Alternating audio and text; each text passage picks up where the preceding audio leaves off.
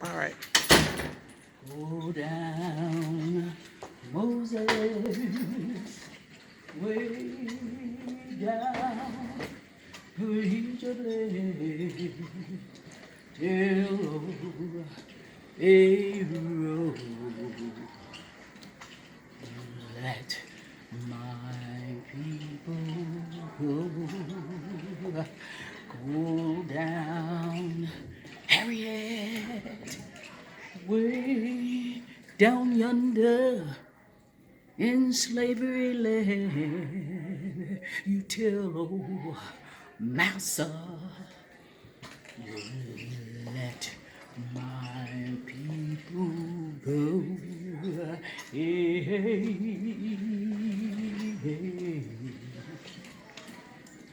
hey, hey, hey, hey. Hey, hey, hey, hey, hey.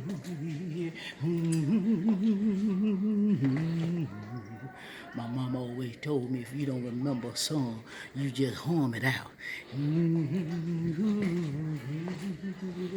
Hey, hey, hey.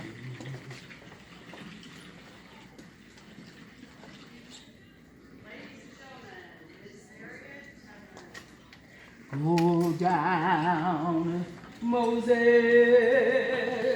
way down in Egypt land. Hello, hello,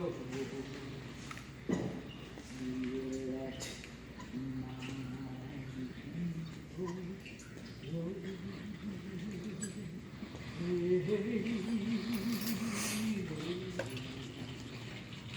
Hey, hey, hey, hey, hey. So much misery, so much misery.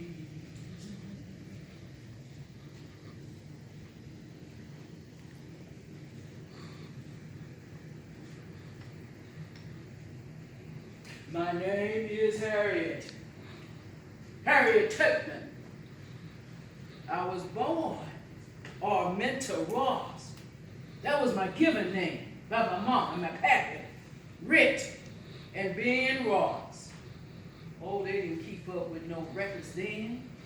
Around 1820, 1822. There were 9 of us. Some sisters, some brothers. But my sisters got sold off early. I was doing some chores. I heard all of this screaming and screaming going on. And there had my sister reaching out to me. Not wanting to go, being sold off to another plantation.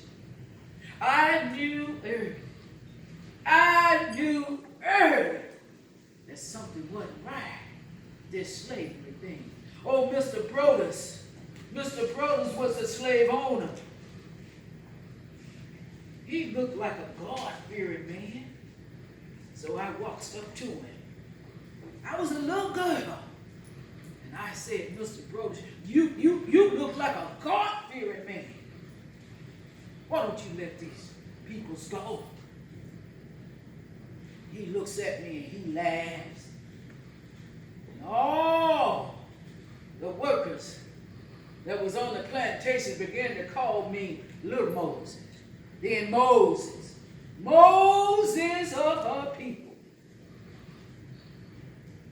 Hey, hey, hey. Well, I'm going to tell you a little bit about Harry if you don't know. I was born there in Maryland, by the Eastern Shore. When I was a little girl, about 5 or 6 years old, they used to rent me out. Loan me out to the other missus at the other plantation. I mostly worked in the fields with my daddy in the backwoods. But one day, one of the masters come over and told Mr. Brodus, I'll take her. She looks like she's strong.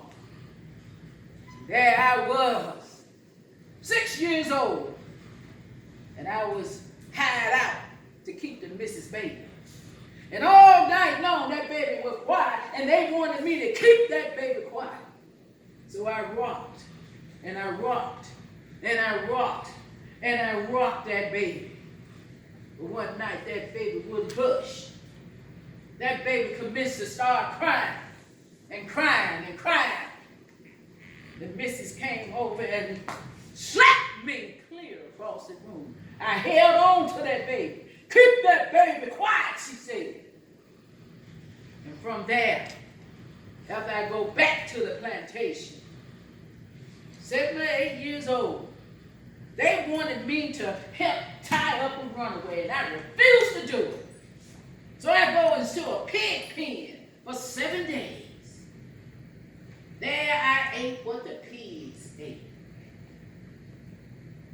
I had to fight for my food. And I won too. As I get older, in my teens, I'm in a store. There's a runaway in the store. The owner asked me to block the door, keep the runaway from getting away. But I refused to do it. So what he did, he picked up a 2-pound weight. He commenced to throw it at the slave runner. But he hit me upside my head. So if I'm talking to you and I goes off to sleep, that's because I had a brain injury. For 2 months, I laid there sick. Mr. Brothers, they would come and look at me and say I wasn't worth the penny. To him or nobody. It was a sad occasion, but I was kind of glad because I didn't want to be sold off. Then later in life, I get married. I married John Tubman. And can you believe it or not? There were some slaves during that time that were free, but they had to buy their freedom. So he had worked real hard and bought himself him freedom. But we married. I began to tell John, something ain't right about this. We need to run away. Oh, John, shh. Keep your mouth closed.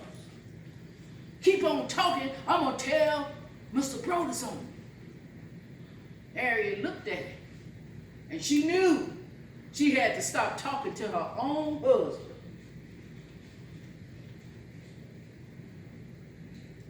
So late one night, a bird came to her window. Tweet, tweet. She looked at that bird, and then that bird fell dead, fell straight dead. And she saw that as a sign that she would be the same. So she packed up the little that she had. Then she ran, and she ran, and she ran, and she ran into the woods till her legs got tired. Oh, Harriet wanted to go back. Who she thinks she is? She couldn't even read, nor could she write. But she was determined to be free. Late night, she thought she heard a voice. It sounded like her daddy's voice. They called her Minty. And this voice said, Minty, didn't I learn you how to eat the right berries in the forest when you get hungry? Didn't I learn you how to mend your wounds from a bark of a tree? Didn't I teach you how to read the stars for direction and predict the weather? You take all that I didn't learn you and you be free. Be free. And so she did. Oh, she met some people on the way. She met an old white woman. A white woman that was in a wagon. She was here hiding behind the bushes. Looked over and saw Harriet. Harriet looked off, then she looked back. The woman stopped. Harriet said, friend or foe, Lord? Friend or foe? sees me, but she can't say nothing. So Harriet jumped on the wagon, got in the back, covered herself up, and then the woman giddy up. Till she got to a point, she just stopped. She didn't say a word. Harriet didn't say a word. And she said, somebody's going